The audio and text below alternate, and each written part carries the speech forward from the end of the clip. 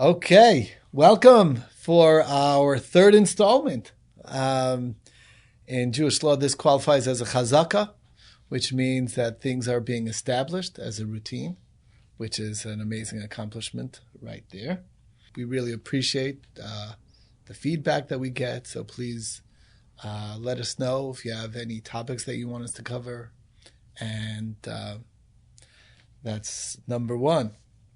Thank you very much, Rabbi Nagel. Unboxing Judaism is getting up there in the charts. Hopefully, we continue to grow and continue to expand the reach of Torah across the globe. So if you have any questions or comments, please email us at podcast@torchweb.org. And we look forward to your questions, your comments, your topics, your suggestions. So this week, we're talking about the idea of Hamidu Talmidim Harbe, which is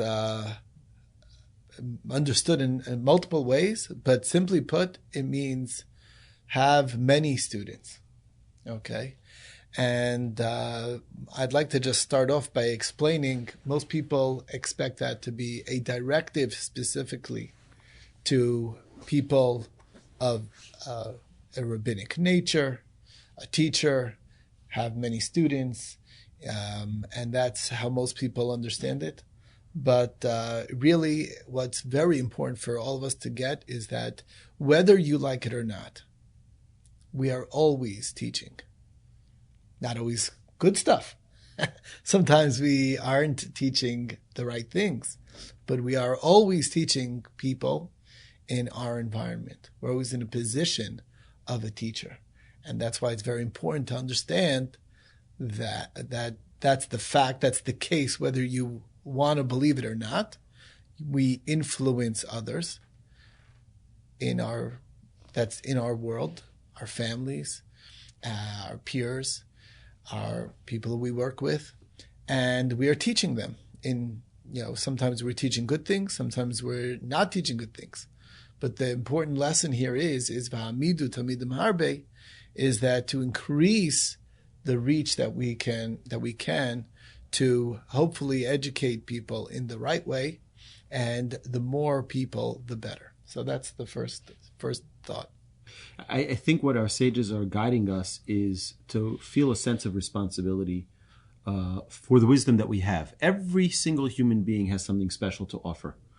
And the question is, are we going to take what we know, the wisdom that we have, the discoveries that we make, and keep it to ourselves? Or are we going to overflow that wisdom to other people so it's not kept just for ourselves, but we take a sense of responsibility of sharing the wisdom with other people? And, a little child learns things, and hopefully when they become older, they're able to convey those messages, they're able to convey and share those ideas. But from when we grow from a little child all the way to becoming grown adults, we are constantly learning. We're learning new things from when we learn to eat, until we learn to walk, until we learn to run and ride our bicycles and play ball, and et cetera, et cetera. All of the steps along the way are education.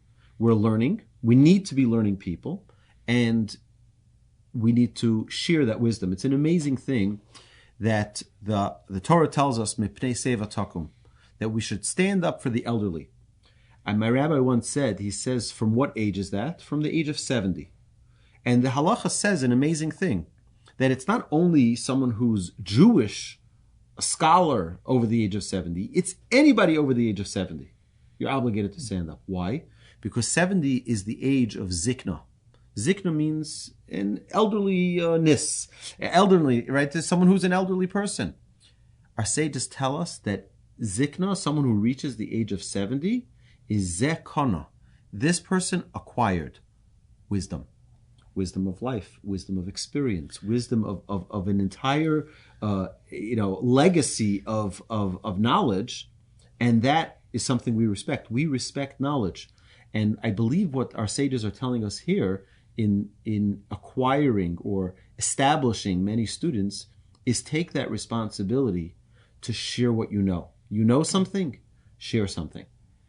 I have a few interesting anecdotes. It's very funny. Still remember my grandfather, and I used to go on road trips with him from New York to Florida, and we'd be traveling. And every time there was a time that we had to stop, and it was like a red light or something, he always kept a space of 2 cars length between the front of his car and the car in front of him. I'm like, why? You could go closer. Why do you have to leave so much space? He said, let me tell you, what if the car in front of me gets stuck? I'm not going to be able to get around. This way there's space. I can be able to get around. So I thought to myself, how many times did his experience teach him that you're stuck right behind the guy in front of you, and how frustrating that is, and you can't get around? But that's life experience. That's what that is. And if we're learning people, we can gain from others' life experience, and that's itself that's a tremendous. And it's like we're standing on great men's shoulders. That's really what that is. So that's one point. The other thing about sharing wisdom is it's a fascinating Gemara that actually just came up in the Daf Yomi. So the Gemara describes the animosity that the unlettered people have towards the rabbis, and the story goes about Rabbi Akiva. And Rabbi Akiva said, for his first 40 years of his life, he was completely unlettered, so much so that he didn't even know how to read basic Aleph Beis. And he said, I used to say when I was at that stage, show me a scholar and I'll bite him like a donkey. So the students, this is after Rabbi Akiva, the great Rabbi Akiva, he had 24,000 students. Students asked him, why do you say bite like a donkey? Bite like a dog. What does that mean? So he says, no, you don't understand. A donkey bites and breaks the bones. Have such a strong bite, a donkey, that it'll break the bones of that which they're biting. What is the message here? The tremendous hatred was based on the fact that they felt that the Torah that is their legacy is not being shared with them. And that's what the Talmud tells us right afterwards. It says, it's like if you're studying Torah in their presence and they don't have access to that, it's like you're taking away their legacy. It's their inheritance, and they are not getting access to it. And that's where the animosity builds up from. And the sad thing is that it was a two-way street. The rabbis hated them, they hated the rabbis, and all of it because only one thing, because they weren't sharing the Torah that they had learned with them. If they felt that they were being given over the opportunity to learn, then they would themselves be so appreciative that they're being shared their legacy that they have.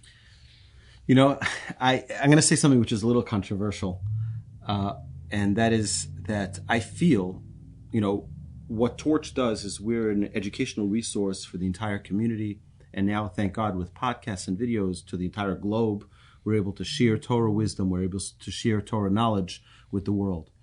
But I always tell people that our responsibility, why is it my job? Is it my job? Let someone else do it. I was once I was in Jerusalem visiting the home of Rabbi Yaakov, the great super Jewish leader of the generation. He passed away several years ago, and it's not easy to get into his house. It's certainly not easy to spend private time with him, but you have to have an appointment. You have to know somebody. He has many gatekeepers.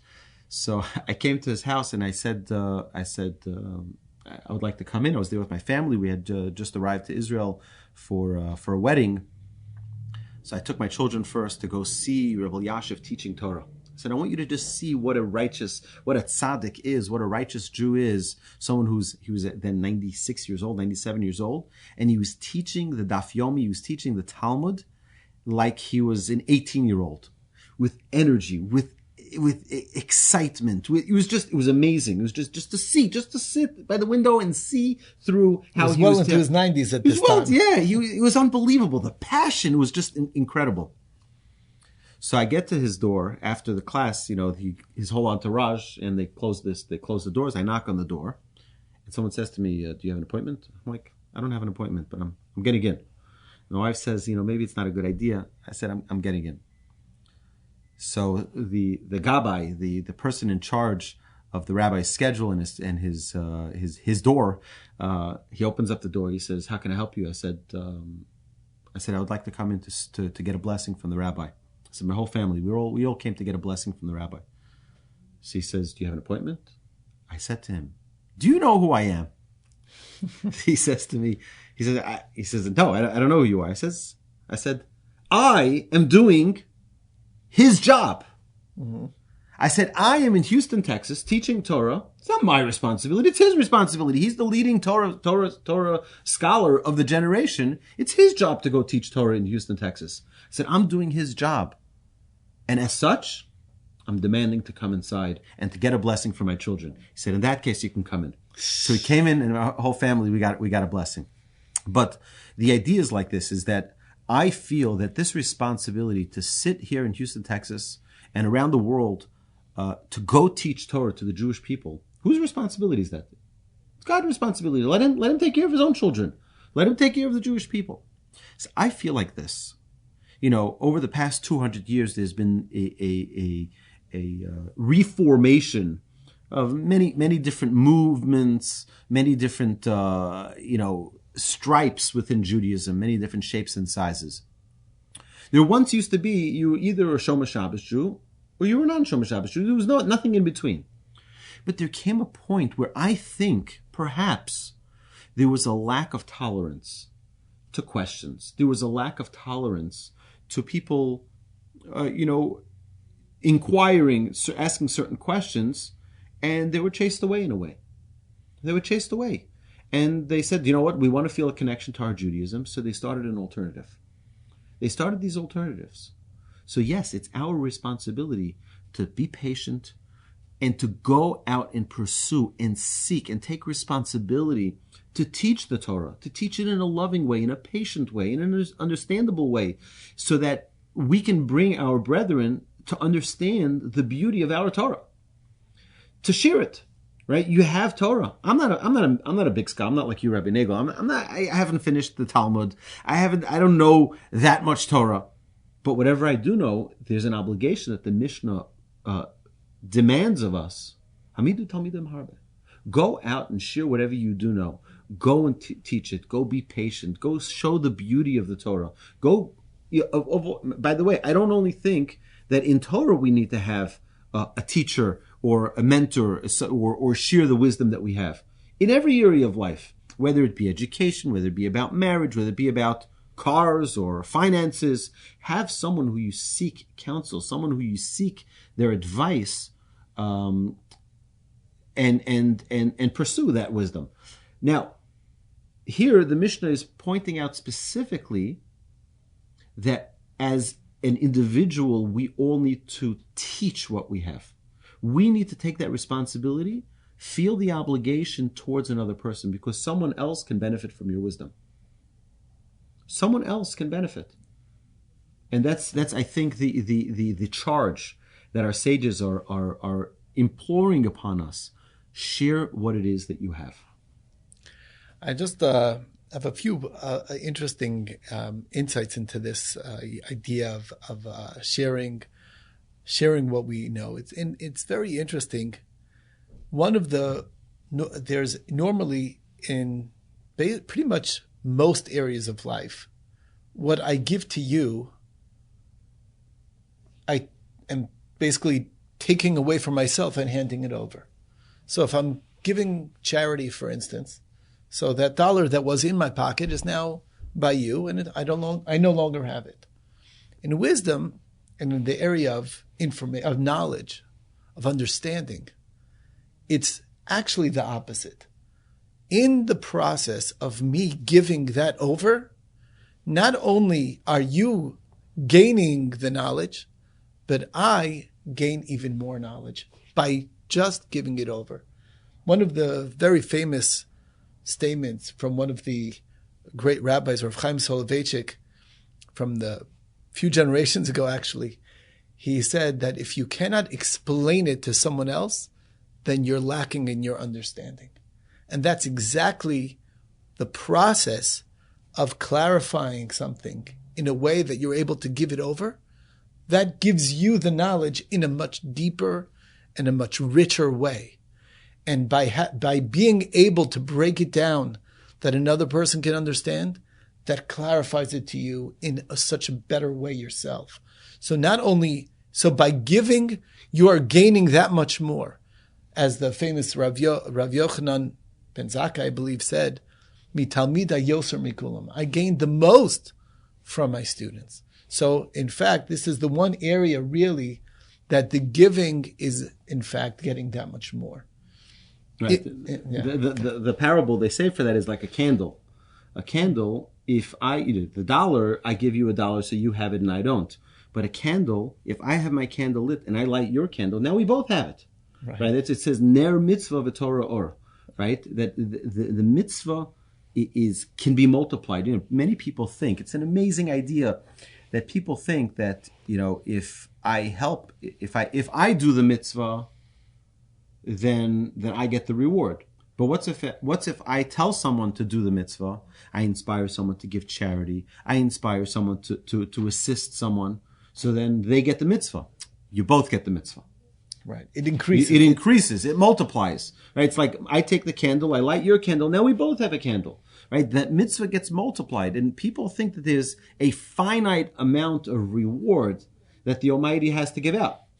But it's not the way it works. There's an infinite amount of reward, and it just gets multiplied. So if we're able to inspire a person, and that person inspires, and that person inspires, and that person inspires, that all goes onto the account that we built for ourselves. Right? All of those merits, all of those good deeds come back to you. So potentially, you think of your daf yomi, for example. Your daf yomi, you give a daf yomi here in Houston, Texas, right? And it goes on to the internet, and people, they'll listen to it on podcast. It could be, B'ezras Hashem, it will be, right? After 120 years, Rabbi Yaakov Nagel comes in front of the heavenly courts, and they open up, they pull out the red carpet, and they're like, do you know? You're like, me? What did I do? I gave a daf yomi in Houston. No, you have no idea. There are people in Germany and people in Belgium and people in Australia. It is really scary. It is really scary to see. They all learned your Torah that you taught in Houston, Texas, but you took the initiative to share it with the world. It's really, it's every time to encourage myself, I go on to the analytics of the podcast carrier, and I'm blown away from people who somehow find the class, they listen to it. Right now, I think I'm at 48,000 people who've actually sat down and listened to a class. Okay, I've been doing it for a number of years, not even that long, but the number is staggering. And where they are, these are people who had obviously no access. I think it was the first time I saw Saudi Arabia on the list. I'm like, Saudi Arabia? Who's listening to this class in Saudi Arabia? I have no idea.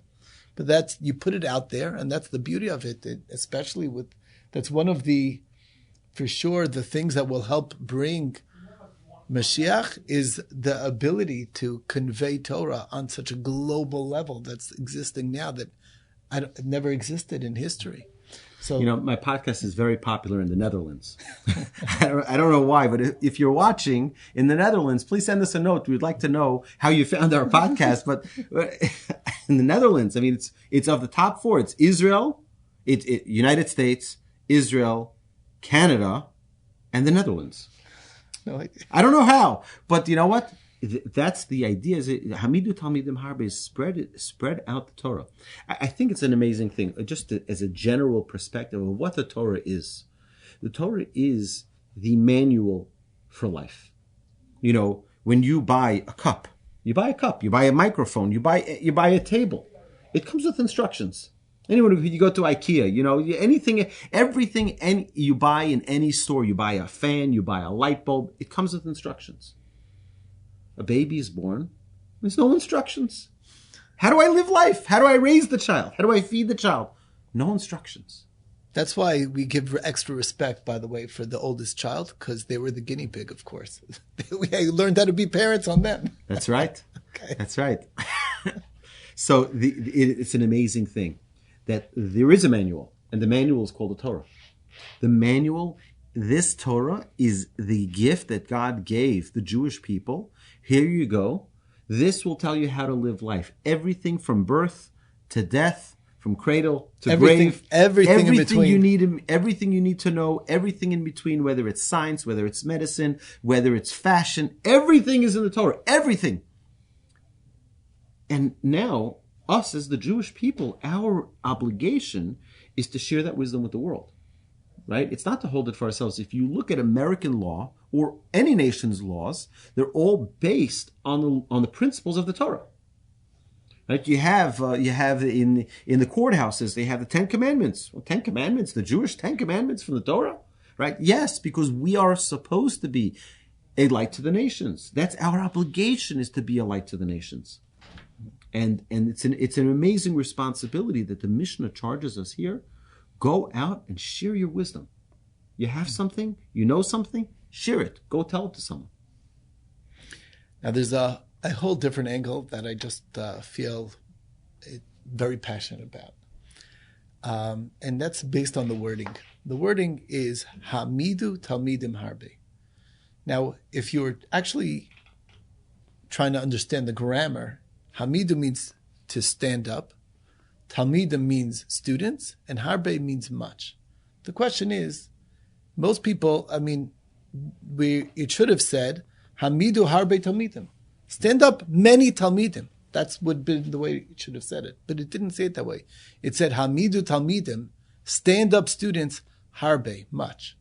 Which is really understanding the importance of a single student, that you stand them up as many times as it takes to get them to be standing. And that means that there's no limit, even to one student that you're sharing your wisdom to develop that person and let them grow their own wings. And that's what people need to realize, is that there's no limit. Just like you want to have as many students as you can have, there's no limit to how much that student can be your student, can grow. And that's definitely also part of what we need to think about when giving over. Someone has a question or a difficulty and they can't get it. This is something that we really need to think about as well. It's the quality of the student, to really invest that time in the student, to make them, it's like when I was in yeshiva, my rabbi would give us what's called Mara Mekomos, right? Which is he would give us source sheets, and he would give us sources. Look in this Talmud and look at this Rambam, and this all of the different sources that he would bring, and then the class would be bringing it all together. And to me, I was always wondering when I was in yeshiva, like, why do we need this? Why don't we just learn it, understand it, and we'll hear the class. So my rabbi was explaining to us then. He says, my job is not to teach you the Talmud. My job is to teach you how to think like the Talmud. You have to know, it's like, why can't we just download a file which is called Torah? Download the file and finished. No. It's not the idea of just performing it. It's using our mind to start thinking like God. You walk into the study halls of the great Mir Yeshiva in Jerusalem. Right? Over 9,000 students sitting and learning Torah all day. And you wonder, what are they just sitting? Look at the halacha, you'll know what to do. No. The idea is we don't just want to know what to do. We want to know how to think godly. So that when we're not sitting in front of our books, when we're not sitting in front of the Torah scroll, right, we should know how to think like a godly person. And that's what the Torah is about. The Torah is about becoming a person that is completely embodies that Torah. And I think it's like you're saying, is to establish that student and build them up. Build up that student. I can bet, Rabbi Nagel, that your favorite rabbi was the rabbi who invested the most in you. That's how it goes. Right? And my favorite rabbi was the same. He spent time and he reviewed with me. He says, how's it going? And like you're saying, to build them up, not to knock them down, not to tell them what they don't know, not to tell them how they're a loser, not to tell them how they can't, but rather those who build and encourage. I think it's a beautiful idea. Very important. Listen, the thing about building up students is you have to. The idea, the word used is interesting. Is ha'amidu, to have them stand. It's an unusual term. You could have said teach. That's not the word used. Ha'amidu talmidim harbe. It means to stand them up. It means to give them that independence. That there's skills that you're teaching, and those skills can be brought to bear, that they can stand on their own 2 feet and they can walk on their own. There's a famous pasuk that is considered the parable of how you give over Torah. In Parshas Ba'aloscha, when it talks about lighting the menorah. So it doesn't say lehadlik, which means to light. It says Ba'aloscha es haneros. When the fire goes up, when you see the fire going up on the wick, which means that you hold, it's an obligation to hold the candle there that you're lighting from till it rises on its own. And that's part of what's being conveyed here, that they should be able to, the student should be able to be independent. They shouldn't need to rely on the art scroll the whole life. Okay, they should learn how to be able to be independent in the Torah. I'm not trying to knock anything, but the idea is to develop themselves to a level where they can be independent, because that's what ensures that it can be given over. Right, to bring them up, that you don't want a coach's job is to get the player to be at a point where they are good enough on their own, right? Yeah, we need to have, which the Mishnah tells us a little further down, that we need aseh l'charav. You always have to have a rabbi. My grandfather was in his 80s, and I asked him, I said, Saba, who's your rabbi? And he said, Rabbi Yonasan David. May he live and be well. And Rabbi Yonasan David is a good 15, 20 years younger than my grandfather. So I said to him, I don't understand. I mean, he's 15, 20 years younger than you. So he says, no. He taught me my Aleph Beis. Right? Now, I believe that that's referring to the Aleph Beis, which is the secrets of Kabbalah, is all based in the letters of the alphabet. And which is what he would learn with him on a regular basis. But the idea is that even when you're 80, 90 years old, you still have someone that you go to, that you humble yourself in front of, that you go and seek their wisdom, because everybody has something to contribute. They say about the great sages, they would go to children and get critique from children. Why? Because it's glatt, it's clean, it's pure. Right? Children see something and they see hypocrisy, or they'll say it. They don't. There's no. It's an amazing thing. They would even go to learn from someone who's so much younger than them. I have an interesting story. Many years ago, before I moved to Houston, I met with my Rosh Yeshiva, and he knew that I was planning on this move, and he told me something that sticks with me to this very day. He said, when you're going to go to Torch to teach Torah, you'll be teaching primarily to working people, adults who have never had access when they were younger to Torah study.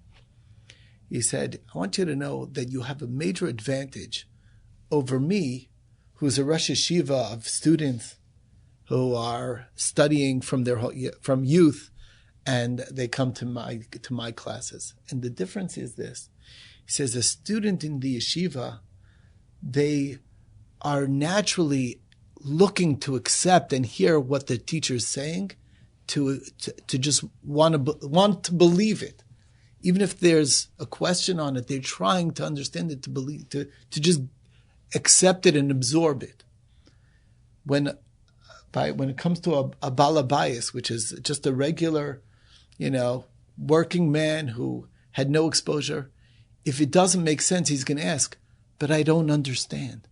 And he said, that's something that you'll have to explain. And that's something that will clarify it for you. So you're given here such a tremendous opportunity that they're not going to just accept whatever you tell them. They're going to ask. They're going to say, but I don't get it. And then you're going to have to clarify it. And then it'll be clarified for them and for you. And that's I took this to heart because this really is my experience here since I'm here, 1998, to believe that. 22 years, something like that. I can't even think about it. Right. So it really is amazing. I want to just add another angle to the same three words that you said, Hamidu Talmidim Harbe. And I think I once asked my rabbi, may he live and be well, Rabbi Yitzchak Berkowitz, I asked him, is it okay that I teach classes on topics that I want to learn? Meaning, can I utilize the opportunity of my teaching for me to learn? He says, of course. He says, I did that all the time. And he said that when he was at that time, he was not in Eish Torah. Now he's back again in Eish Torah. He's at the helm of the Rosh Hashiva of the great institution right off the Kotel Square in Jerusalem. And he said that when he wanted to learn, for example, the laws of mikvos, of the ritual bath, so he put up a sign saying on Tuesday at 3:00, I'm giving a class on it. And he had 6 days to prepare, right? Because he's utilizing the opportunity of teaching Torah to others for himself to learn and to obligate himself to know. And I've done it many times where I would introduce a series, because this is a series I wanted to work on. I remember particularly I wanted to work on the Shema. The Shema is the mission statement of the Jewish people. It's something that should be recited with intention, with proper focus every single day, 3 times a day. And I felt like I needed to strengthen myself. So I announced we're doing a 5-part series on the Shema. And that obligated me that each week before class, I needed to look at it and inquire and read all of the sources and look at all the commentaries to understand, so that when I teach it, I hopefully know it well enough, but I don't only say it as words, but rather I use it to influence myself for it to become part of who I am. And that way it can actually have an impact, hopefully, to the students. So I think Hamidu Talmidim Harbe is that when you establish your Torah study and you're sharing it with your students, it'll be marba to you. You'll grow. You'll be inspired. It shouldn't be that our sages teach us that the Torah we teach shouldn't be like you have a cup and you pour out of the cup to your students, right? It should not be like that. But rather, you should keep on filling into the cup and it overflows to the students. And that, I believe, is our obligation as not only as rabbis, I think as parents to our children, I think as members of a community, whether we're in a synagogue, whether we're in any sphere that we're in, to find a way to influence people, to be an influencer in a way that we, there's something called prosumers. You know what a prosumer is? It's an interesting thing. You see, it used to be, before we had internet and Facebook and Twitter and all of these other social media platforms, that we were consumers. So the producers were NBC and ABC and CNN and Fox News and all of these other networks. They were the producers of news, and we were the consumers. But today, we're also the producers, because people have their phones and they go on social media and they do a Facebook Live video, or they use all of these platforms to produce the news as well. So we're prosumers, we're producers and consumers at the same time. And the idea is that now it's almost, in a way, it levels the playing field. But the idea here that the Mishnah is telling us is that we need to be producers of content, of Torah, of understanding. And we also that will also make us into a better consumer, because we clarify the things that we're uncertain about. So if it's someone studying the Chumash and they're learning through each parsha, right? To look, when we give a class on that parsha, we gain a whole new clarity, because we have to understand it well before we teach it. So in essence, what happens is that the more we teach, the more we're actually learning. That's so true. I just want to share a few interesting points that I realized. Many people, one of the reasons when you ask them is that, why don't you give over? And you say, that's for great rabbis. That's for the big scholars. I'm not cut out. Who am I? They have this humility. And I just want people to know is that you don't need to be the one who knows everything. And one of the greatest things that you can actually give over is the questions that you have. That itself is tremendous teaching, because you're opening up people to new ideas, to a way to look at things. So even if you don't have clarity, you're giving over. I always felt that the greatest thing that I got from my teacher was not the answers to the questions, but the questions themselves, because the right question opens up the topic to let you think deeper about something. And that's a very important thing. So if you're a thinking person, then you have what to share already. And I like, and another idea that, speaking to these people who have this humility that they're not fit for it, they're not worthy to give over. It really doesn't work that way. All you need to be is one day ahead. Okay. And that's really what you're saying. I still remember how, I come from a family of professors. I have two brothers that are professors. My father's a professor. It runs in the family. I've never been a professor, but I do basically the same thing, giving over what I study, what I learn. And I remember my brother was taking on a class that he had no information. He says, yeah, but all I need is to be one day ahead of my students. One day. And the truth is, in my Daf Yomi share, I'm not prepared days ahead. I just study that one day ahead to be ready for the class that I'm about to give. And it's actually, in a way, I think healthier, because it's fresh for you. You just learned it. There's that excitement, there's that enthusiasm, and then you can share it over. And that's, I think, one of and I encourage everybody, the more you learn and get inspired that you're able to share to others, it just grows exponentially. So that's the idea. That's the pitch anyway. Yeah. So I want to just encourage all of our viewers and listeners. You may be any place out in the Netherlands. You might be anywhere. And you may say, me, I don't know, but I listen to a podcast, I watch a video. I want you to know something. Get a group of people together. Bring them to your home if you can. I know it's COVID, so you got to be careful. But get a group of people, a group of friends together, and just ask the questions. Ask the questions. What are the questions we have about our Judaism? What are the questions we have about the stories we may have heard about in the Torah, or of our exodus from Egypt, from Pesach? Start asking those questions. You're welcome to reach out to us at podcast at torchweb.org. We'll be happy. I'm happy to. I'm sure Rabbi Nagel will join me in welcoming your questions. We'll be happy to do a Zoom class with your group. But don't feel like you're isolated and you're out in the middle of no place and I have nobody to ask. I have no one to learn with.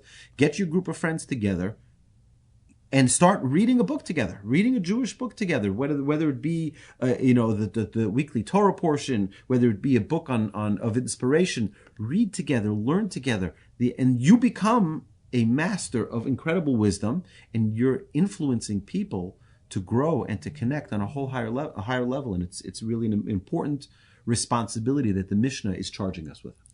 Yes, absolutely. So, okay, thank you very much, my dear friends. We appreciate you joining us. And again, from Rabbi Nagel and myself, so long, and shalom from Texas. Thank you for joining us. Thank you.